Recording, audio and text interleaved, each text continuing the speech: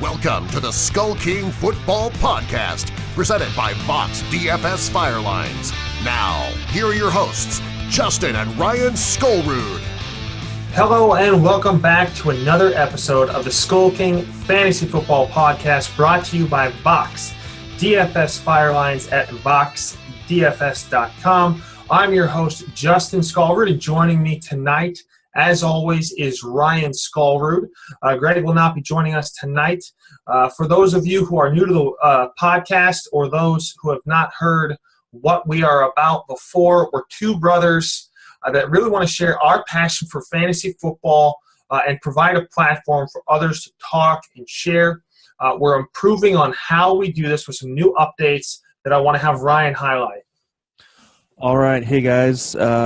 Skull King Nation, we now have a place for you to really be able to not only discuss with us, the members of Skull King Football, in terms of the writers, but also to be able to discuss things with each other. And what we're doing is we have started a new page on Patreon. It's a new community.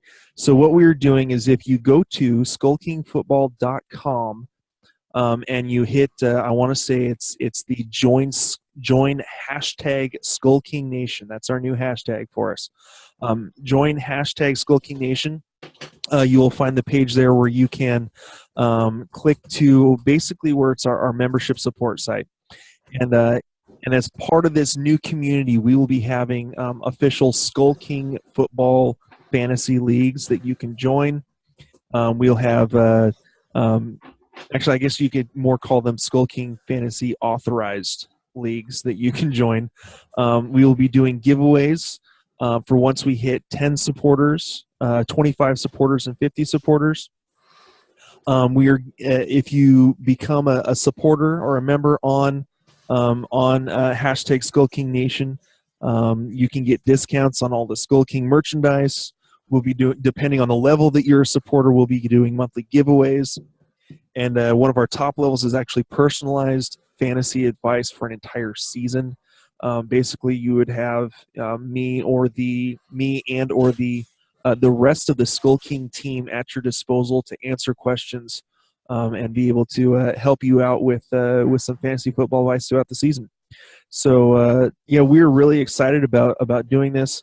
Another part of this is we are actually adding in a forum that you will, once you are a supporter, you will have access to be able to post, to ask questions.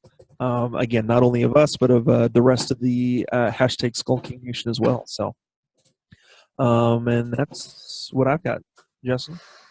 Thanks for that update. Once again, we want to thank everybody for listening. You can always continue to support us either through Skull King Nation or through taking a look at some of our T-shirts, cell phone covers, and sweatshirts. I personally love the Army Green Skull King sweatshirt, and I'll be wearing that for one of our upcoming shows, just kind of show what that looks like on a real body. But now we're going to enter into the news and notes. We're going to get back to really what we want to talk about. And the news and notes tonight is brought to you by Vox DFS Firelines, their main sponsor. Vox DFS Firelines is one of the industry leaders in consulting and providing DFS lines for just about any sport on any platform. It doesn't matter if you play MLB, NASCAR, NFL, MLS, PGA, NHL, XYZ, or whether you prefer Yahoo, DraftKings, or FanDuel. Vox has lineup experts to help you pull in cash. Earlier this month, one consultant's PGA line won $65,000, $60,000 of that was for finishing second in a single contest. Their top MLB consultant has had multiple streaks of cashing in 10 days in a row. Vox consultants will also teach you how to bankroll management so that you can learn what contest to play and win so you don't overextend yourself. So go to voxdfs.com. That's VOKSDFS.com today and tell them that the Skull King Fantasy Football Podcast sent you. And that will be much appreciated when you tell them that. And so now we're going to get into the news and notes. We're going to kick it off with a player that you were pretty high on, Ryan, Zay Jones. Going into the draft, you were high on him. We talked about him during the Bills recap a couple episodes ago. Had an injury. Does this affect where you have him in terms of where you're looking to draft him? Does this have any effect on that whatsoever? Not yet. We'll have to see how long this this goes on. Unfortunately, this is with how this sounds already. I'm starting to have flashbacks to last year with I want to say it was Josh Doxson of the Washington Redskins, who with him it was an ankle injury that he got that he suffered early in like rookie practice. Was not able to really recover from. They thought he was fully recovered. I think he played in like 1 or 2 games and then got shut down for the rest of the season. So I still like Zay Jones. I will still keep him, in my top 50 wide receivers for right now. I think he has the most upside due to the fact that Sammy Watkins is always injured. But for right now, yeah, this is definitely something to monitor, but it does not affect how I rank him yet.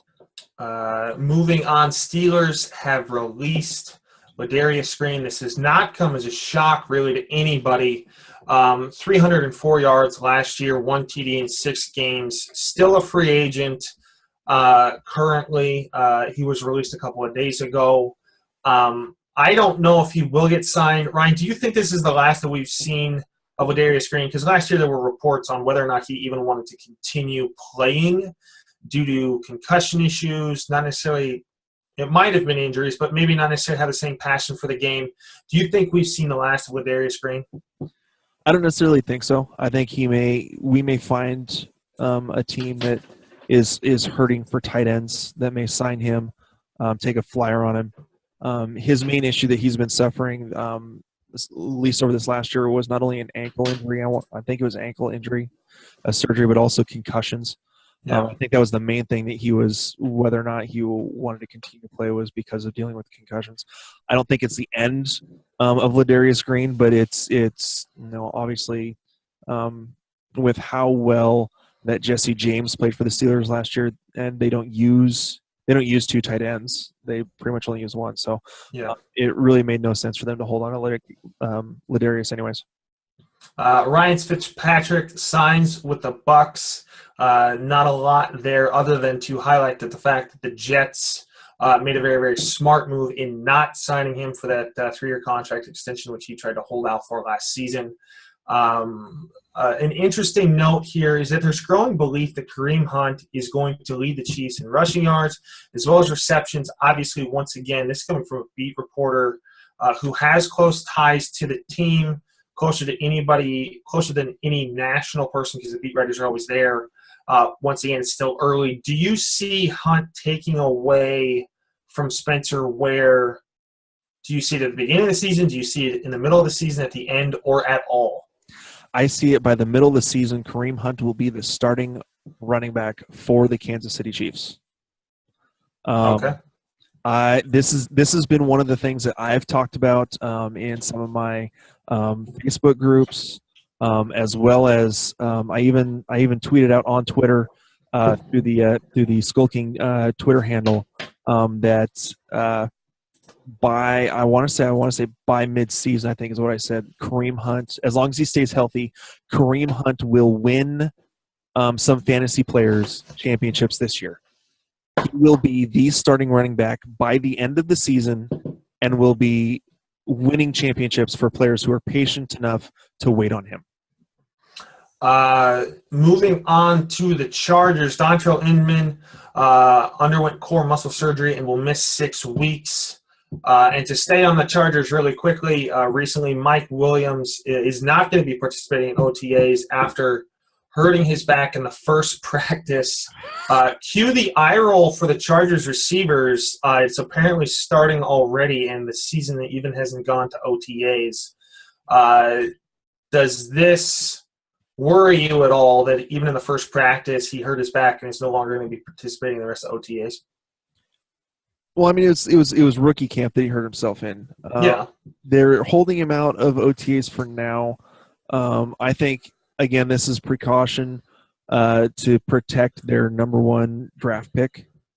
So, I'm not seeing a problem yet. Again, it's early, so we'll wait and see.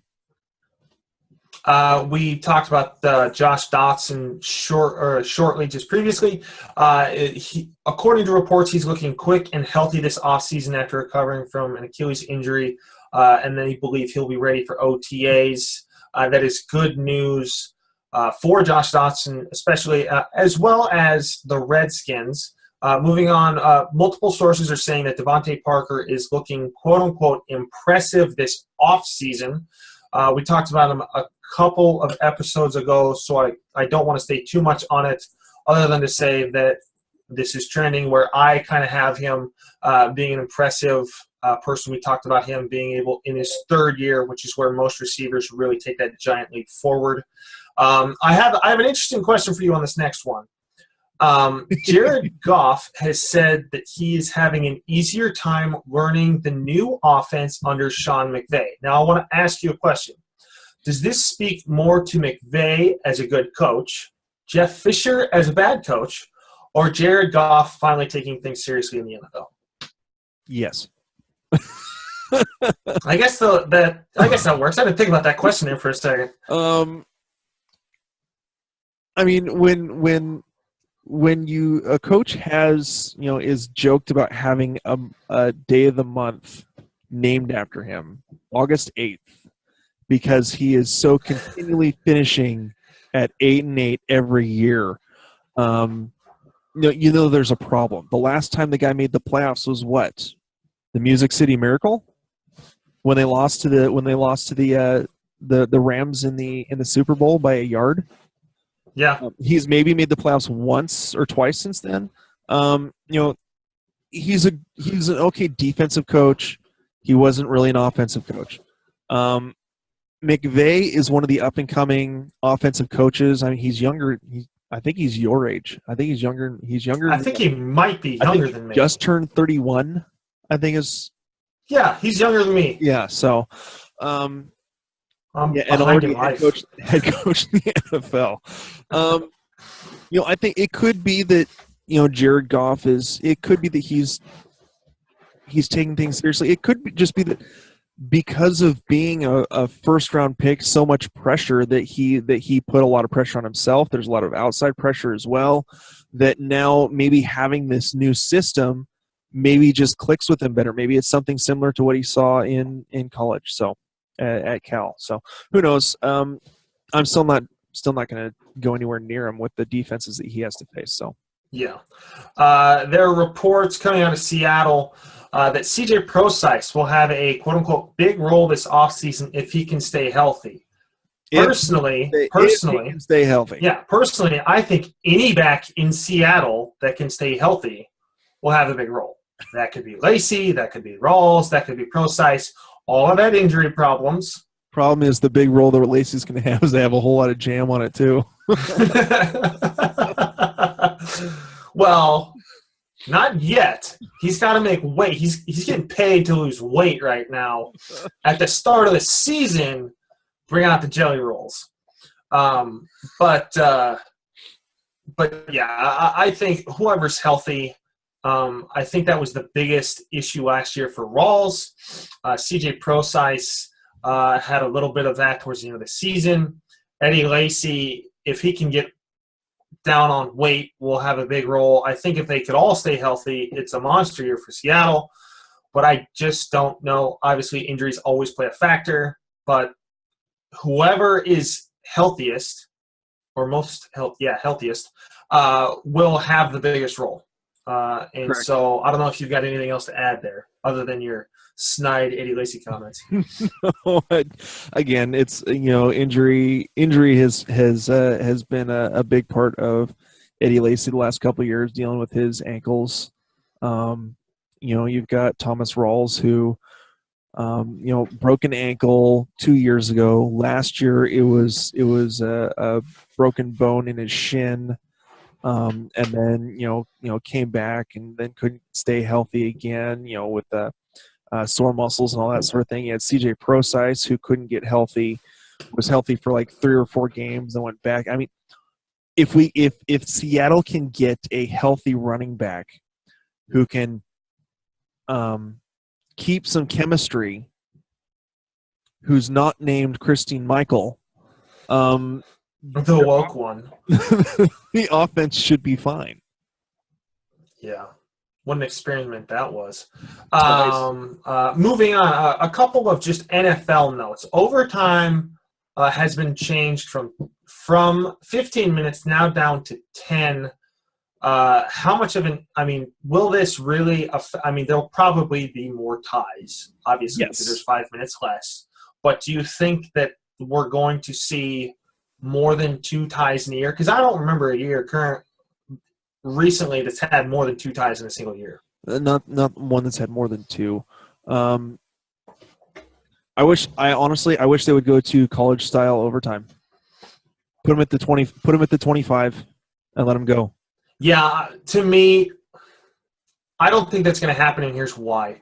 The year to do that would have been this year, considering that the team that got the ball in the Super Bowl in overtime won, without Atlanta being able to touch the ball. So I think if there was any year for that to happen, it would have been this year coming in. And so another note within the NFL news, players can now use the ball as a prop, celebrate in groups, and celebrate on the ground. Your thoughts initially on the loosening of the celebration rules? Act like you've been there, give the ball to the ref, and go back to the huddle. So you are a Barry Sanders celebratory pro Barry Sanders celebration. Steve Largent was the same way. Steve Largent would give the ball back to the refs. Yeah, he'd celebrate with his team, kind of do that huddle, tackle each other, big, air hug type of thing, and go back to the huddle. Act like you've been there. To me, we may be old. I mean, we may just be old. I don't know if that's the right word, but to me, celebrate, kind of you can do a little bit of a jig, celebrate with your team. To me, obviously, you don't rub it into your opponent's face. You don't say anything about your opponent. You scored. That's enough of a quote-unquote insult to them. Celebrate with your team. Don't bring out props. I think that becomes childish and brings too much attention to you. Like when Terrell Owens pulled the Sharpie out of his sock to sign it and throw it into the stands in Seattle. Yeah, we're salty because that was in Seattle, but I think even the Terrell Owens standing on the star in Dallas was uncalled for. Only to become a Dallas Cowboy 4 years later. Yeah, which is funny. I don't condone the fact that someone tried to lay him out for doing it, but I think that's classless. I think, yes, this loosens it up, lets them have more fun, but I think stay classy, guys. You guys are pros. This is your profession. Have fun. But in the words of Ron Burgundy, stay classy. Just stay classy. Moving on back to a little bit of some fantasy football notes. Matt Jones is not expected to report to OTAs, as he isn't expected to be in the team's plans this upcoming season. We were talking about this before the show. He was a healthy scratch midway through the year. Do you see any other landing points for Matt Jones, or is this kind of the gig? Someone will give him a chance. The problem is when you have 8 fumbles in a year and a half, because he started 7 games last year, and starting game number 8, he was a healthy scratch for the rest of the season. 8 fumbles and lose 6 of them. It's going to be hard for a team to trust you. I mean, there will be someone that'll take a shot at him.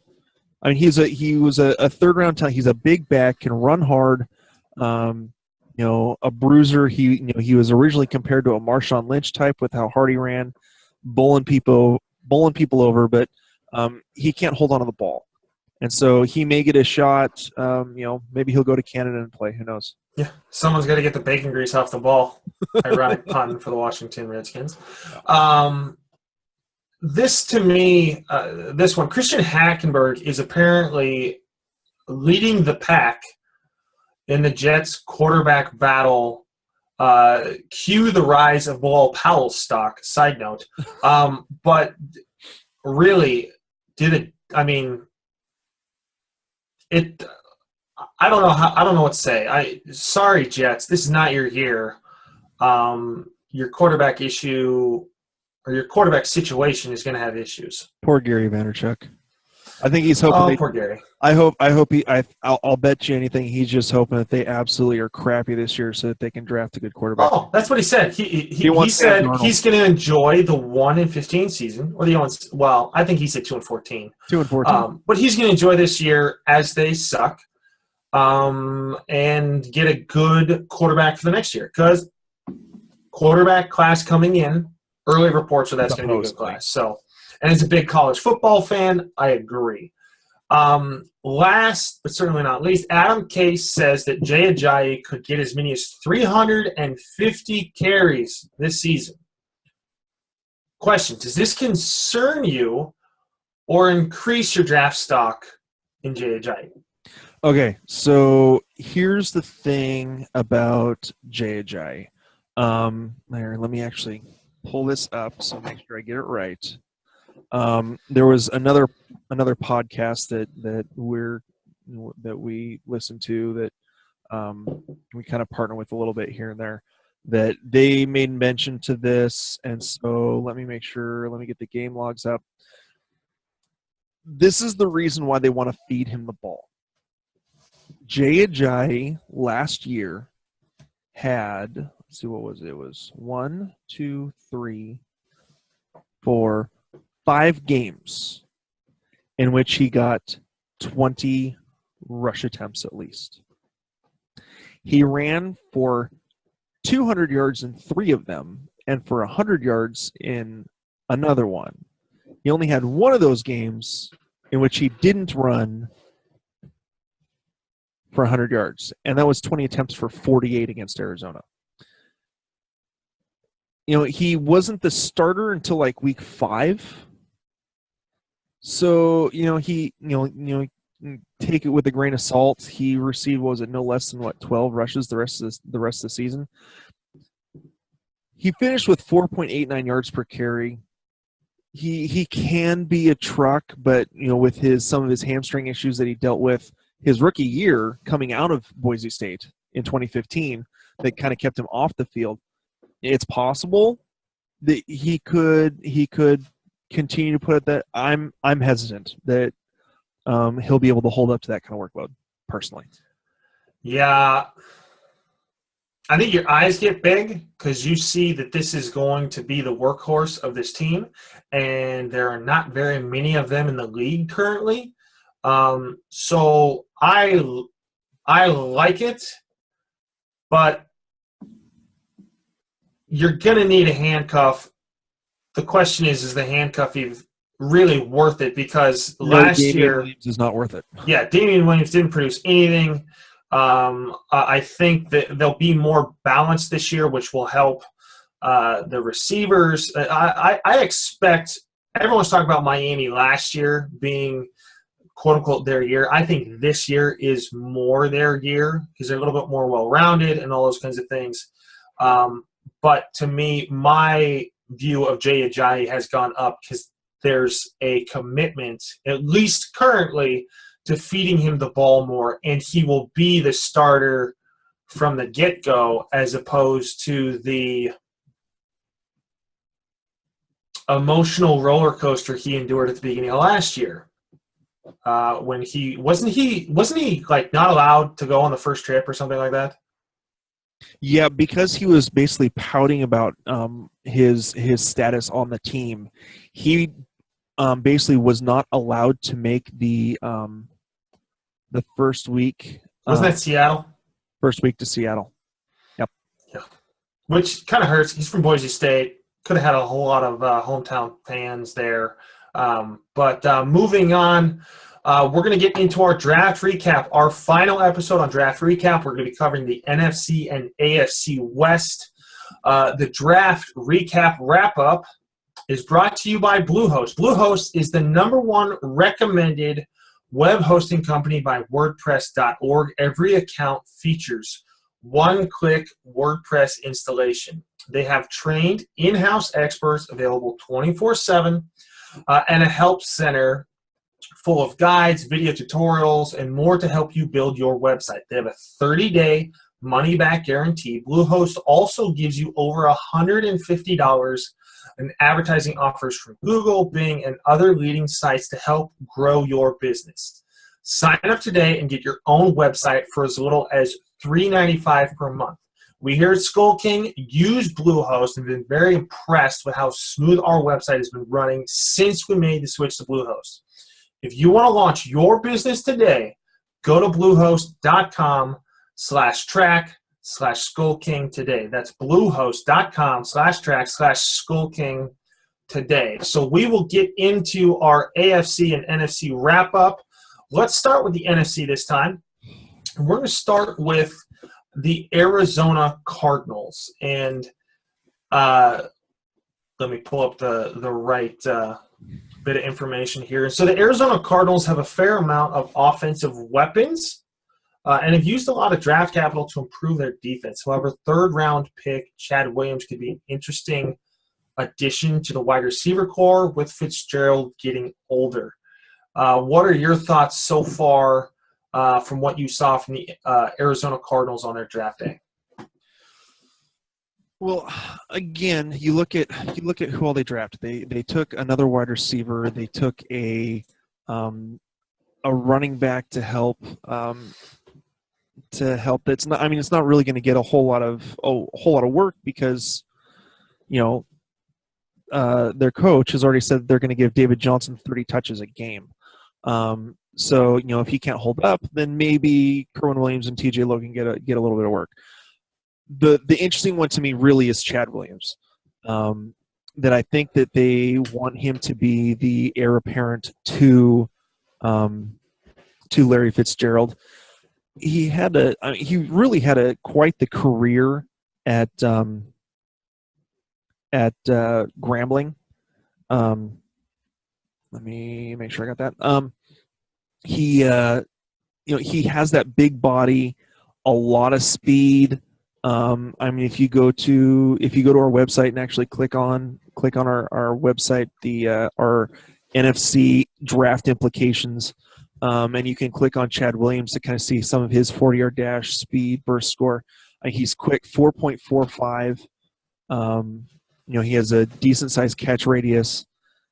He has the tools, I believe, to get the job done and to develop into that.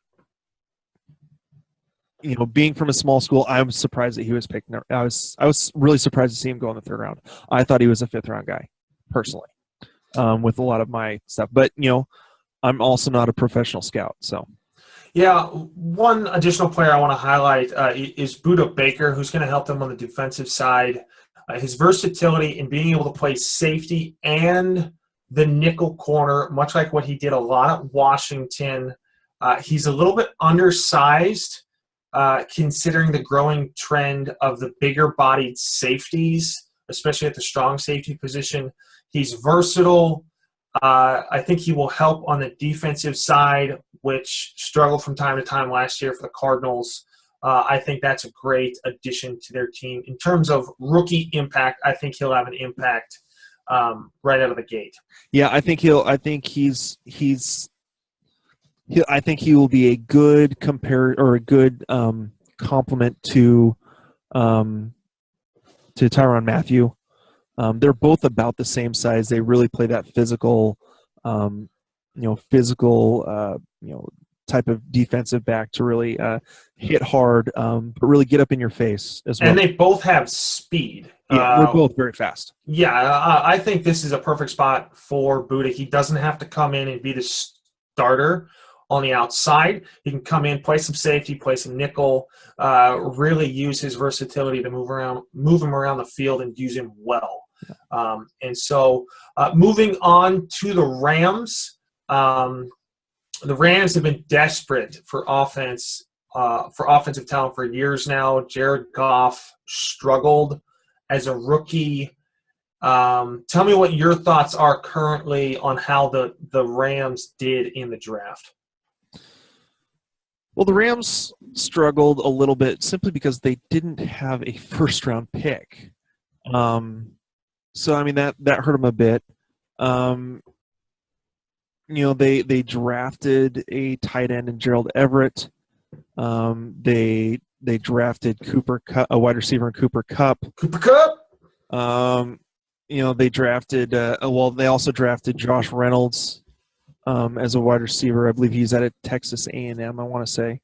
And then they also got a fullback to help Todd Gurley because their offensive line was so atrocious.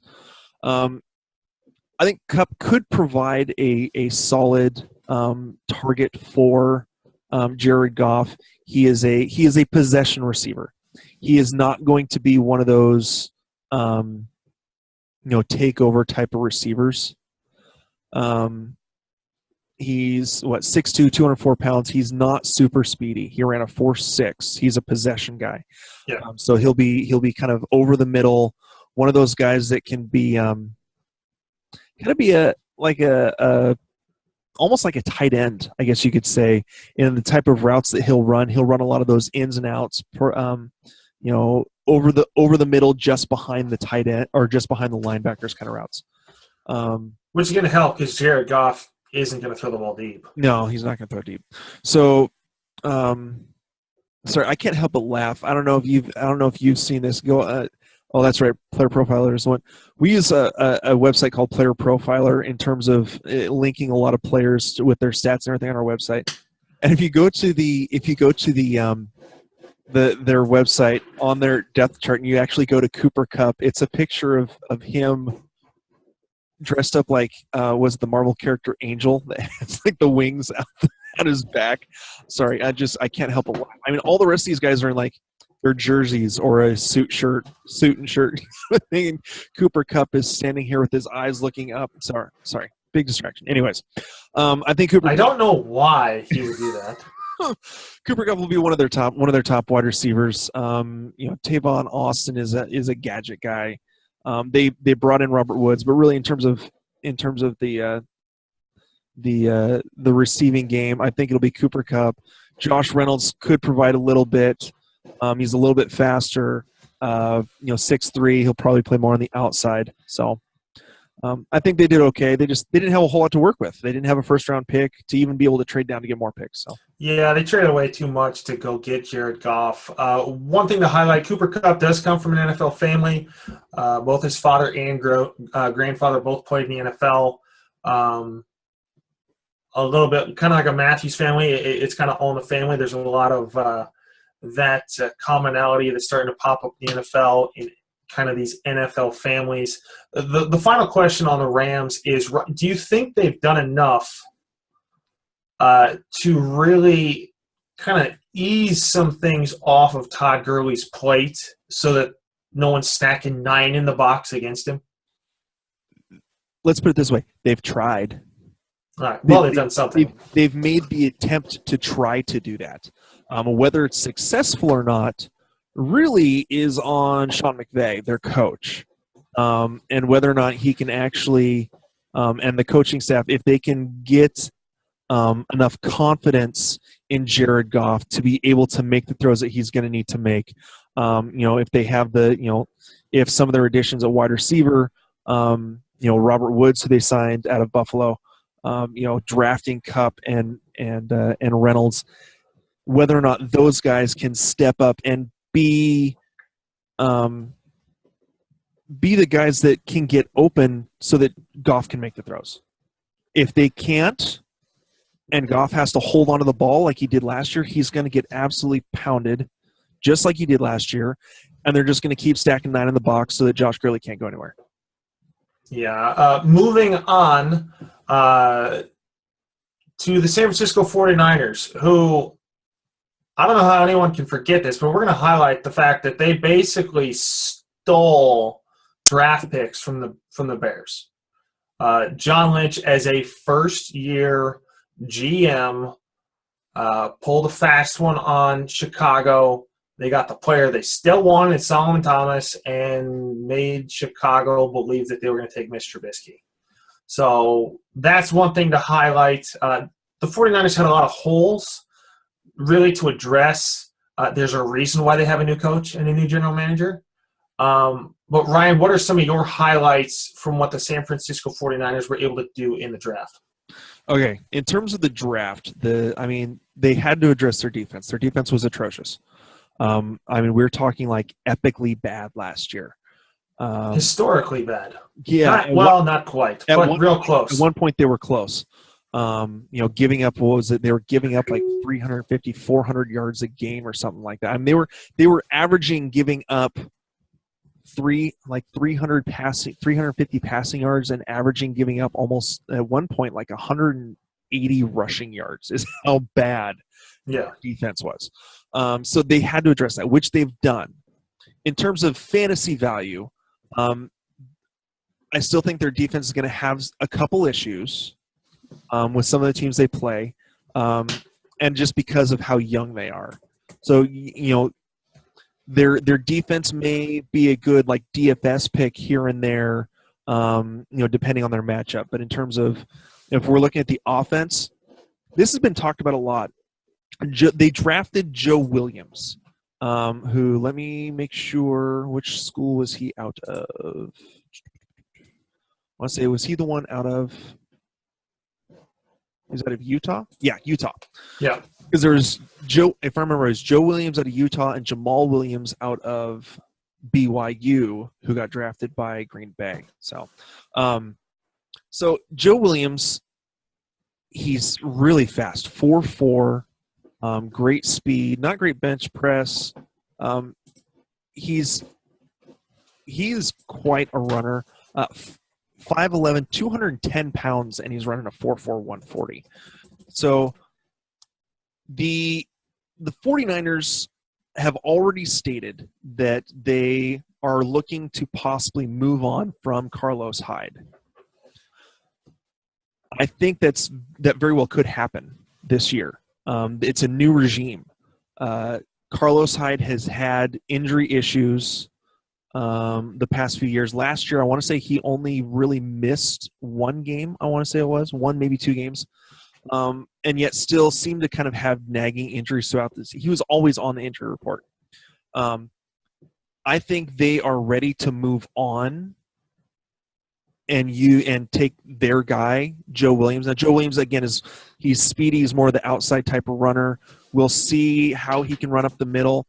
A lot of people with Kyle Shanahan taking over the offense there, being the new head coach, there are people that have compared it to, well, they'll be like a poor man's version of Tevin Coleman and Devonta Freeman. Not that they'll produce like that, but that's the kind of roles that they will have.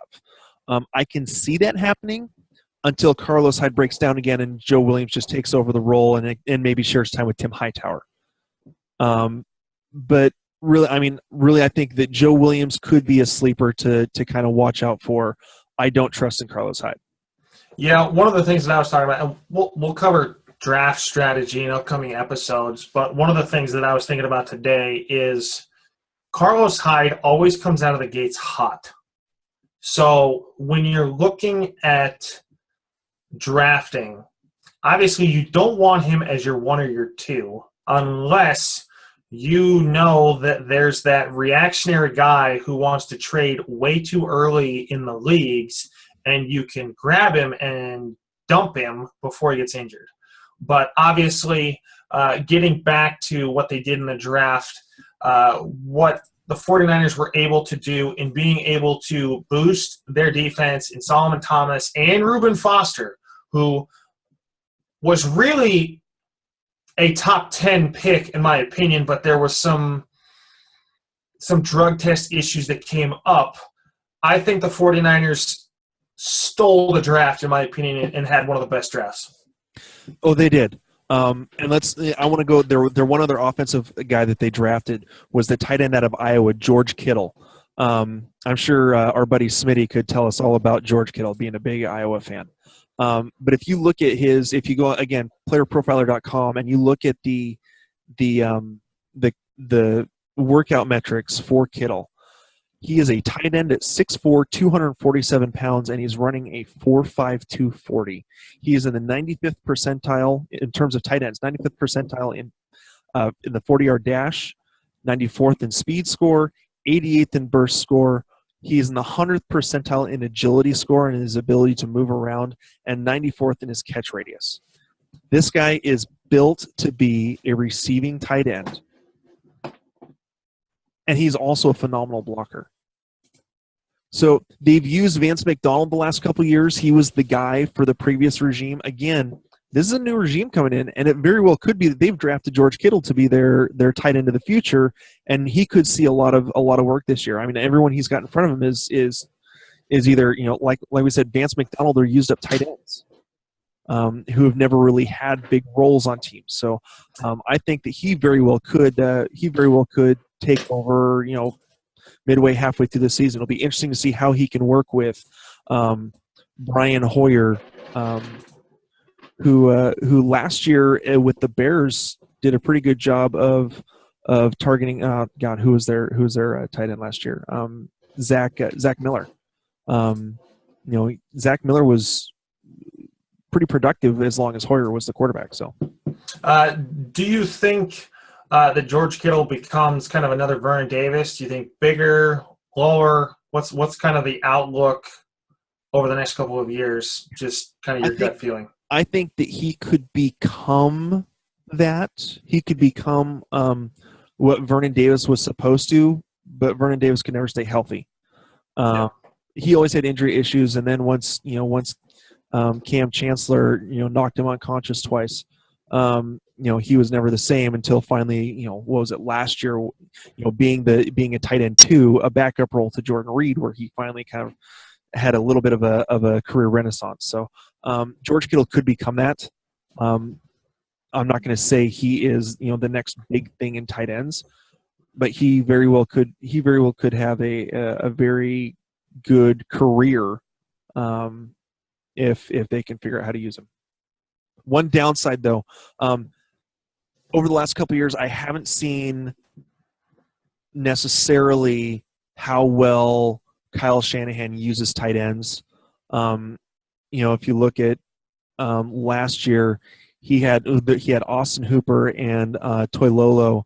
They kind of split a whole lot, and because of the wide receiver talent that they had and the running back talent that they had, the tight ends didn't get a whole lot of receptions. So they were cool streamers because Atlanta was going to be in the red zone. Yeah, but that's about it. But that was about it. So it'll be interesting. It'll be interesting to see how that plays out. How it plays out for San Francisco. Moving on to Seattle, last year, the story of the season was Seattle's lack of ability to protect Russell Wilson. Going into this draft, I'm still a little annoyed about it, but the Seattle Seahawks did not go get Forrest Lamp. They once again have done what they've done in the last couple of years, and they moved back. And then they moved back again. They ended up getting Malik McDowell with their – yeah, and then they moved back again. It's like their thing. If it was any other franchise or any other team outside of Belichick and the Patriots, I would feel uncomfortable moving back so many times and getting later draft picks, especially after all the reports were after the third round, it was a very weak draft. But the Seattle Seahawks picked up a lot of picks. Malik McDowell was the first one.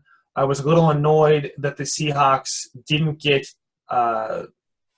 Forrest Lamp or Kevin King, but they got a guy that they thought that according to reports, they would have got, or the guy they wanted that they would have drafted at the spot that they had. They addressed a lot of issues. I don't think they did enough on the offensive line personally. They did get 2 offensive linemen, but they didn't address the area of need in the tackle position. And so once again, it becomes a hodgepodge of offensive linemen. Ryan, what are your thoughts? All right, well, we'll start with the offensive line. They did sign 2 veterans to 1-year prove-it deals, one of which was, I want to say 2012 or 2014. 2012 was like the 2nd or 3rd overall pick. Has had injury issues his entire career. Yeah, I think Kilman out of Texas Tech or Texas A&M. Sorry, Texas A&M. Yeah, and was it he? He was drafted to the Jaguars. Been with the Jaguars. Jaguars released him. He's more of the guard, not so much the tackle. They drafted this center.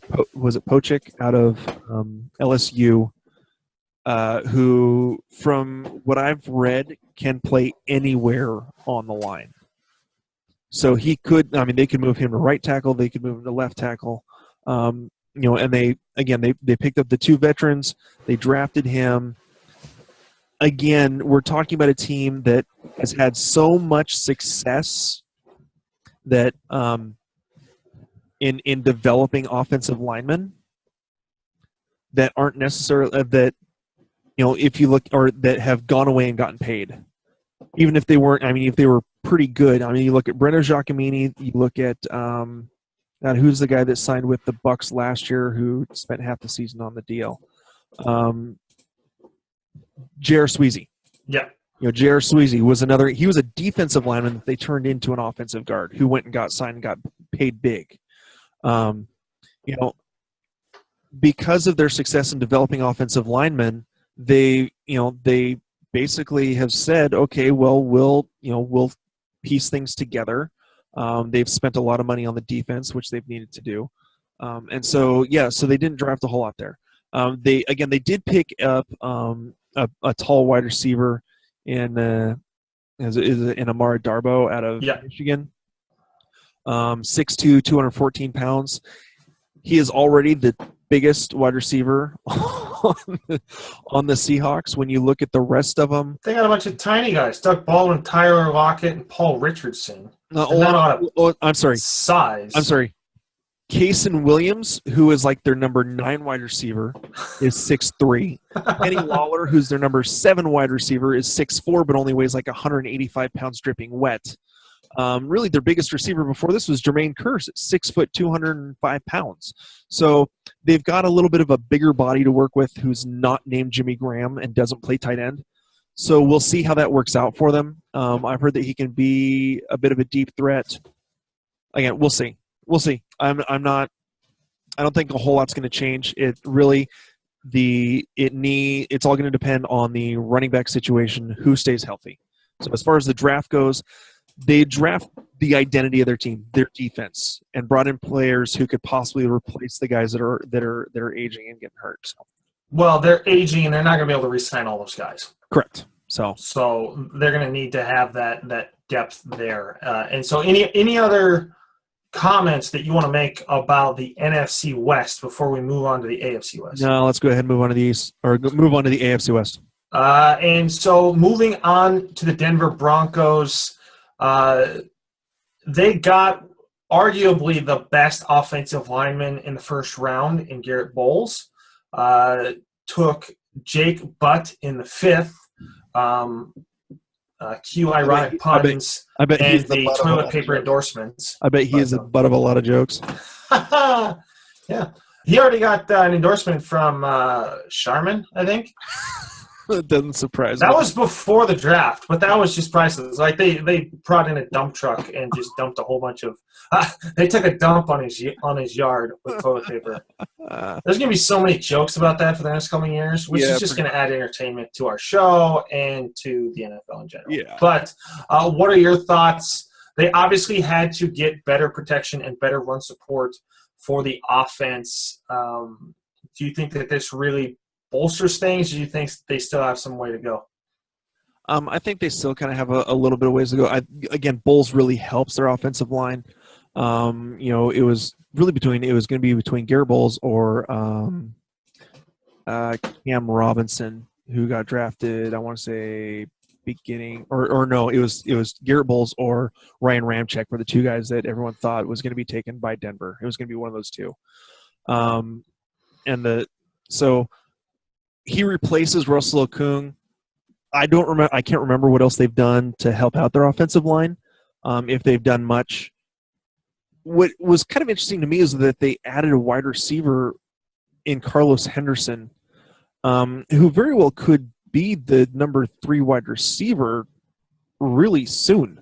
On Player Profiler already has him as the number 3 wide receiver out of Louisiana Tech. Taking over for Cody Latimer, Benny Fowler, some guys that they've had for a couple years. So he could. I'm not seeing a whole lot of fantasy relevance there because they still have Trevor Siemian as their quarterback, and he's got Demaryius Thomas and Emmanuel Sanders ahead of him. So unless one of them goes down, I'm not seeing a whole lot from Carlos Henderson. So, really quickly, who do you think has more of an impact, Jake Butt or Carlos Henderson? Jake Butt, because the only person in front of him is Virgil Green. But, sorry, that one was unintended. Do you think Virgil Green is going to hold that spot? He did have a little bit of injury issues last year. Do you think Jake has the option to get into that starting position? Because currently, if he's second, they're going to need to be in 2 tight end sets as opposed to Carlos Henderson on the field in a 1 tight end and 3 wide receiver sets. Which, if they're going to be running the ball as much as I think they want to, Jake Butt very well could be on the field a whole lot in 2 tight end sets. And then it won't matter because they're running the ball. Possibly, but they could also be using that and also passing the ball out of there too, and only having Sanders and Demaryius outside. So, moving on to the Kansas City Chiefs. Chiefs made huge splash in the draft in trading up from pick 27 to pick 10 to pick Patrick Mahomes. Mahomes is nothing more than a development project currently behind Alex Smith for about 2 to 3 years. The most fantasy relevant pick was probably Kareem Hunt, which we've talked about previously. Other than that, do you see any other fantasy relevance for Kansas City out of this year's draft? No, unless Alex Smith goes down, that's Patrick Mahomes. Then I'm kind of fearful for what's going to happen if Patrick Mahomes has to play. The reason that Andy Reid drafted him is Andy Reid was I believe the offensive coordinator or the quarterback's coach under Mike Holmgren when they got Brett Favre.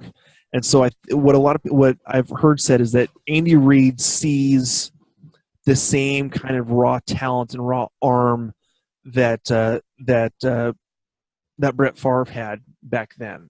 And so that's kind of the thinking of why they went with Patrick Mahomes, and because he's been able to work with that before and been able to harness that sort of cowboy, throw it all over the place, gunslinger type of mentality a little bit. Maybe that's where they're going to go with Patrick Mahomes. Alex Smith is still going to be the starter. Another 2 to 3 years.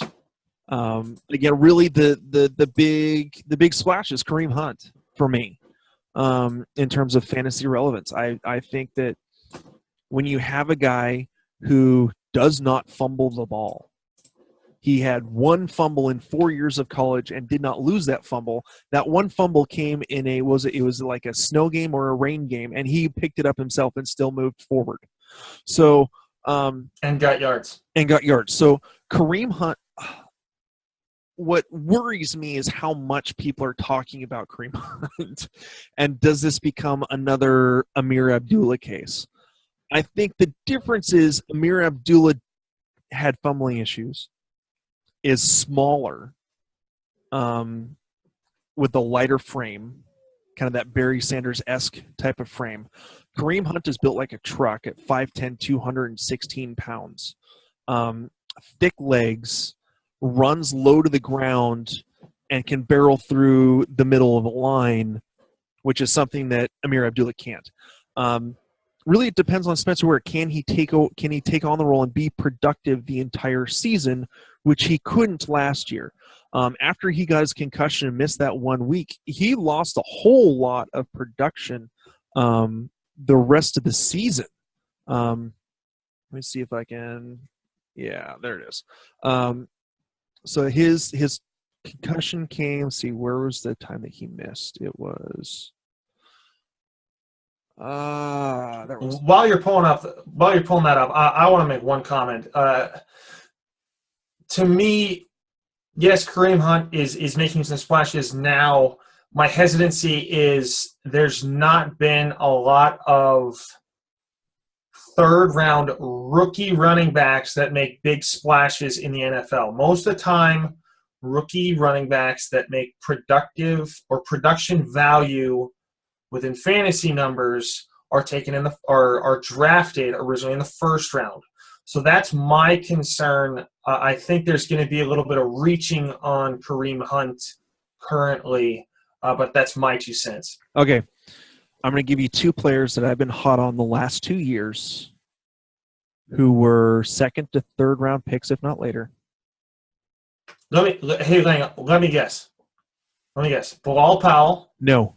Dang it. The other one was going to be Amir Abdullah because those are your 2 favorite players. No, the 2 guys that I called that would be fantasy relevant would be, could win championships for teams, would take over the role at the end of the year. 2 years ago, I called David Johnson. And last year, I called Jordan Howard. Yeah, the brother bear. And Jordan Howard came out of the bigger school in Indiana, while David Johnson also came, I believe, out of the MAC. I believe Northern Iowa is in the MAC, like Toledo is, where Kareem Hunt came from. So, I guess you could call Kareem Hunt my Jordan Howard for the year. So, ooh, that's an early shot call. Yeah, I call you Babe Ruth. So, the problem is, again, everyone's saying that right now. Yeah, which leads me to I'm the kind of person, when everyone's saying something, I tend to go the other way just because I don't trust common perception on some of these things. Yeah, this is a guy that I've been on since I talked to their Toledo's play-by-play guy in our interviews pre-draft. In one of our interview podcasts, I've been on this guy, and I love the way he runs. I just, I've been on him since then, and unfortunately now everyone is on him. So, yeah, that's one of those things where you like that it's validating your idea and what you are believing to be true, but also you're like, well, dang it, my sleepers are gone. So it's both worlds. I mean, it's good for Kareem Hunt, but it's one of those things in a fantasy perspective, you still got to go a little bit deeper to find some of those sleepers that not a lot of people are talking about. Yeah, so, he'll probably still go. You'll probably still be able to get him in like the 9th or 10th round. So, not the way they're talking about him now, but on we move to the Los Angeles Chargers. I almost called them San Diego Chargers. The Chargers needed to find a way to keep Phillip Rivers from getting hit every play. After taking the physical wide receiver in Mike Williams to give Rivers another weapon to throw to, the Chargers drafted really my favorite offensive lineman in the draft, and a person that we highlighted in previous episodes in Forrest Lamp, but they also grabbed Dan Feeney. To me, the Chargers did what they needed to do. They got a target and they got protection. Those were the 2 things they desperately needed because I think their defense just got overworked because their offense couldn't stay on the field last year. I think their defense is going to have a step up because the offense is working better. But what are your thoughts? I was really irritated when I saw that they got both Lamp and Feeney. I'm just glad they don't play in the NFC West. They got the top 2 freaking guards in the draft, and both of them in the 2nd round. Both of them were. I mean, we're talking about Forrest Lamp, who Some thought we're going to go as high as like 20th to the Miami Dolphins. Yeah, I remember in the draft show, you specifically said that Forrest Lamp would not be there at 25 or 26 when the Seahawks would draft, and he still was. And what do you know? He was still there when they traded back 3 times. Every time he was still there, and they didn't take him. So you had Lamp, and then you had Dan Feeney, who some thought were going to go. A lot of people thought we're going to go to Atlanta, to the Falcons at 31. So they got what they needed in order to protect him. It's can all of those weapons stay healthy? So, well, not currently. Yeah, Mike Williams is out for now. But one question I forgot to ask is, where do you have? Obviously, we're talking about rookies and draft, but currently, where do you have Melvin Gordon? Or do you not want to disclose that yet as we start getting into some of our rankings in upcoming episodes? Let me look real quick. I want to see. I personally have him tier 2. He's not tier 1. You don't have him as an RB1? I have him as an RB1 in terms of top a 12-team league. In a 10-team league, I have him as an RB1. Yeah. I have him right now as number 5 tentatively. Yeah. Again, partially because of Feeney and Lamp and the additions to the offensive line. So yeah. And then Oakland, kind of ending on a note here. The Raiders' needs were on defense. They did a little to boost through the offensive line, David Sharp, and a big banging running back in Elijah Hood. But other than that, there's not much there. I mean, they did get one of the more impressive combine guys in Obi Melifonwu. I think I pronounced that right. Yep, Obi Melifonwu. But a lot of what they did was on the defensive side, which, if you really think about it, outside of the running back position, their offense is pretty good. Yeah. So they really needed to address the defense. I think the one thing to add is one of their undrafted free agents that they picked up, Ishmael Zamora. Again, the Oakland Raiders are not afraid of picking up someone with a controversial past, and Ishmael Zamora was the guy that out of Baylor that had the video of him, beating the snot out of his dog. Well, they also grabbed Conley, who I forgot to mention, who's still dealing with the rape. Who I believe the rape allegations have been rescinded. I think that's been taken care of at this point. Yeah, it's still not a good look. Yeah, I mean, the Raiders are like the Bengals. They're not afraid to take on risky characters. Yeah. So, he's an explosive player in terms of his overall speed, burst, catch radius. I mean, he's 6'4", 224 pounds. He's a monster of a man. Not the fastest guy at 4.58. He could possibly move his way, into being, say, their number 3 wide receiver behind Cooper and Crabtree. So, other than that, that's pretty much it. So again, their big needs were on defense, and they took care of that. If you don't have anything to add, I think that makes it a wrap for the episode. Ryan, do you have any last thoughts? I'm done. I have one, and I can't believe I forgot to mention this because I've been staring at them all day. But we have new backdrops. We've wanted to highlight some of our sponsors behind us: Fox DFS, Cormorant National Media, and Skull King Fantasy Football, or Skull King Football. For those of you who didn't catch at the front end, we want you to stop by Skull King Nation. You can Google that as Skull King Nation, or you can go to skullkingfootball.com and click the Join Us link to check out ways to support the show. We want to thank you for listening. Once again, the show has been brought to you by Vox DFS Firelines and VoxDFS.com. I have been your host, Justin Skolrud. Ryan has joined me. Ryan, you want to sign it off? All right, guys. Thank you again for joining us and being with the show. I guess we'll talk to you next week. Have a good one, guys. All right, talk to you later, guys. Bye. Hey, Skull King Nation. Thank you for listening to the Skull King Football Podcast. Did you like this episode? If so, be sure to go to iTunes, Stitcher, Google Play, and YouTube to subscribe. Also, please leave us a rating and reviews to let us know how we can better help you rule your leagues.